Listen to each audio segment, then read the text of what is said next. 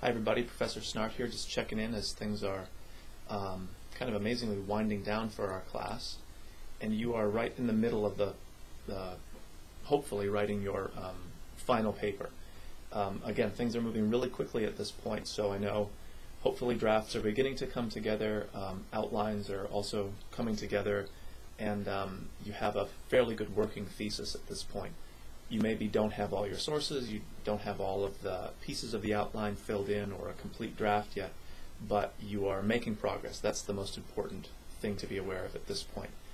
I have our due dates in front of us. So we're into Unit 11, which is the final unit for the class, and it's broken up into two separate due dates. So the first one is Thursday, March 4th, already coming up on us pretty quickly.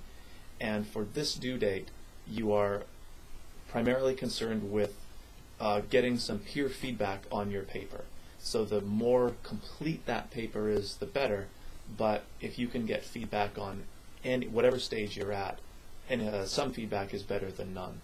So it can be everything from basic editing kinds of things, like just editing for typos, but also questions about, is your thesis clear, are your paragraphs unified, sort of big picture overall kinds of things.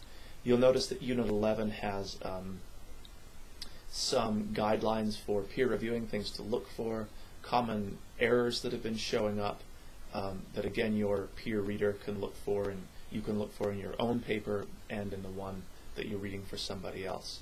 And you're able to exchange papers with somebody through the message board, the discussion board that's set up. So hopefully the peer feedback is beneficial because it forces you to get a substantial amount of your paper done, if not the whole thing, at least in draft form. And it also provides that extra set of eyes to point out, again, maybe just obvious sort of typo mistakes, but maybe big picture organizational things that can be very difficult to see when you are really in the middle of the process yourself. It's hard to see the forest for the trees sometimes is a good expression to describe that. And then of course your final essay is submitted Monday, March 8th. Which is pretty much the end of our class. There's a couple of post-essay sort of discussion board reflections that you're doing, but Monday, March 8th is the latest I can receive work. So again, be really aware of policies like no late work at this point. Be really clear about the kinds of sources you need to use and using those correctly, that works cited page. If at this point, at basically the end of our 1102, you don't have in-text citations correct or your works cited correct, very unlikely that that paper will receive a passing grade. So that component of your paper is really important at this point. And of course, ask questions of me if you're unsure, especially because there is so much, to be honest, writing on that component of this final paper. So the two due dates, Thursday, March 4th coming up, and then ultimately Monday, March 8th.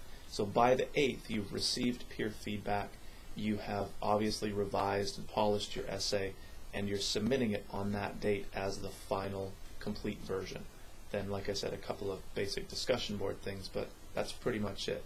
And I always remind people to be sure to log back in to Blackboard soon after they submit that final work. You can check grades, but you also basically just want to make sure, check your email, make sure that I received your paper okay. It's a file type I can open and the file name works properly and just all that technical stuff that the last thing you need is for some technical glitch to get in the way of all the work you've put into the course and also this final paper. So again, as usual, be in touch with me if you have any kinds of questions at this point, and follow those due dates and make sure you're getting everything done for our last unit, both parts, both due dates that are part of that last unit.